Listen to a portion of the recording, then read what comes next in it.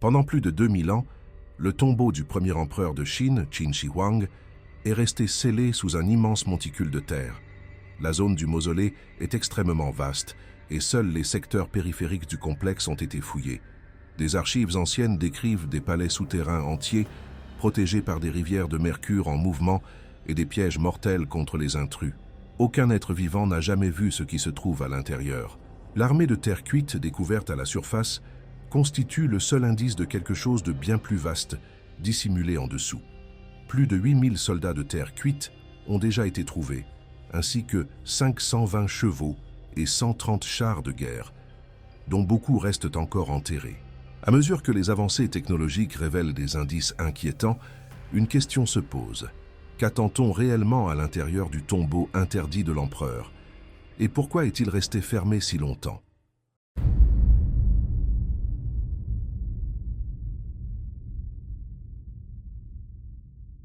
Le mausolée fut construit exclusivement pour Qin Shi Huang, fondateur de la dynastie Qin, qui régna entre 221 et 206 avant Jésus-Christ. Son ascension eut lieu pendant la sanglante période des royaumes combattants, lorsque des royaumes rivaux s'anéantissaient dans des batailles incessantes, laissant derrière eux des villages brûlés, des paysans affamés et d'innombrables morts. Au milieu du chaos, il vainquit tous ses adversaires et se proclama premier empereur d'une Chine unifiée en 221 avant Jésus-Christ. Aux yeux de ses sujets, il était à la fois divin et monstrueux. Malgré sa brutalité, il mit en œuvre de profondes réformes.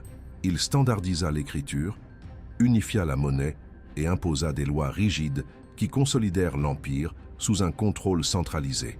Il lança des travaux monumentaux, notamment les premières bases de la Grande Muraille de Chine.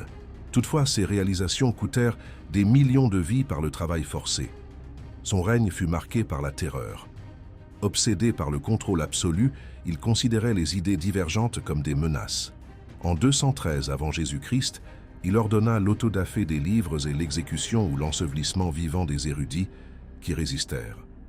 L'histoire, la philosophie et la poésie furent supprimées, ne conservant que ce qui servait sa mémoire. Malgré tout son pouvoir, il craignait la mort. La quête de l'immortalité devint une obsession. Il envoya des émissaires à la recherche d'élixirs mythiques et ingéra des pilules de mercure en croyant atteindre la vie éternelle, sans se rendre compte qu'il s'empoisonnait lentement.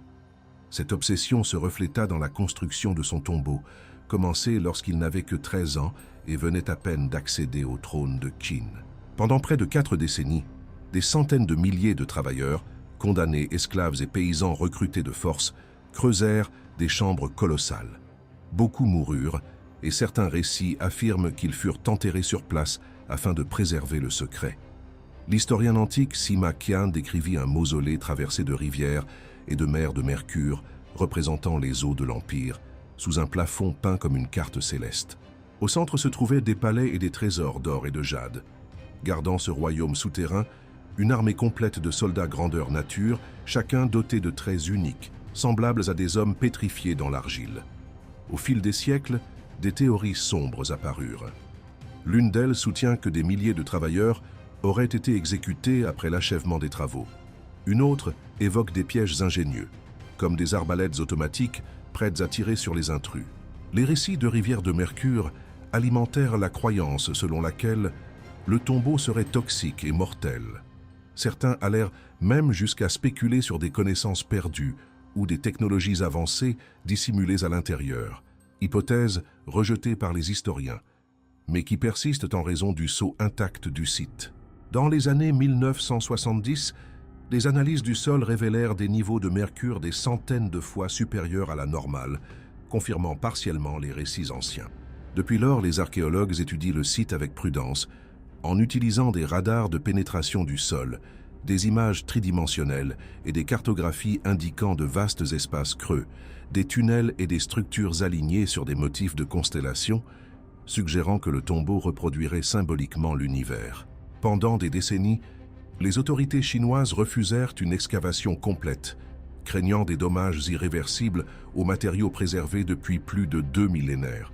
L'exposition à l'oxygène pourrait détruire le bois, la soie, les peintures et les métaux fragiles.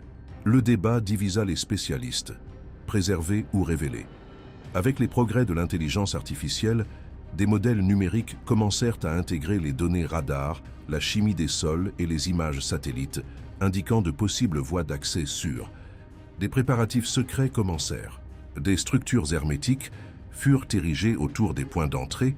Les équipes portèrent des combinaisons scellées dotées de systèmes respiratoires, des foreuses à pointe de diamant et des sondes robotiques surveillèrent la pression, la température et les gaz toxiques. Lorsque la barrière céda finalement, de l'air emprisonné pendant plus de 2000 ans se libéra, des cris comme métalliques et amers. L'entrée était ouverte, mais le danger ne faisait que commencer. À l'intérieur, les artefacts s'alignaient avec une précision militaire. Épées, lances et arbalètes encore tranchantes, protégées par des techniques métallurgiques avancées. On y trouvait des chars ornés et des vases cérémoniels. Des fresques représentaient des campagnes sanglantes, des villes en flammes et des ennemis vaincus, perpétuant la mémoire de ces conquêtes. Des flaques de liquide sombre reflétaient la lumière, possiblement du mercure, créant une atmosphère menaçante. Des squelettes humains dispersés suggéraient des sacrifices rituels ou des exécutions, corroborant les récits de travailleurs tués afin de préserver le secret. L'architecture révélait des couloirs labyrinthiques, des chambres factices et de possibles pièges structurels, formant un complexe plus proche d'une forteresse que d'un sanctuaire. Les spécialistes conclurent que le tombeau n'avait pas été conçu comme un simple lieu de repos, mais comme un modèle souterrain de l'Empire et du cosmos. Sa disposition reproduisait l'organisation politique de Qin. Des dispositifs de bronze corrodés indiquent l'existence de systèmes défensifs avancés. Le mercure renforce l'hypothèse d'un mécanisme délibérément létal. Pour beaucoup, le mausolée constitue un monument à l'obsession, à la peur et au pouvoir absolu. Des questions éthiques persistent. Son ouverture pourrait détruire des artefacts irremplaçables ou libérer des vapeurs toxiques dans l'environnement. Certains soutiennent que briser le sceau contredit la volonté de l'empereur et franchit une limite culturelle sacrée. D'autres affirment que des découvertes telles que l'armée de terre cuite ont déjà transformé la compréhension historique et que de nouvelles révélations pourraient élargir les connaissances sur la médecine, l'ingénierie et la gouvernance ancienne. Des rapports non confirmés suggèrent que certaines découvertes auraient été dissimulées parce qu'elles seraient troublantes, ce qui intensifie encore le mystère. Cette affaire soulève une réflexion plus large. Les structures anciennes scellées à travers le monde devraient-elles être ouvertes ou préservées?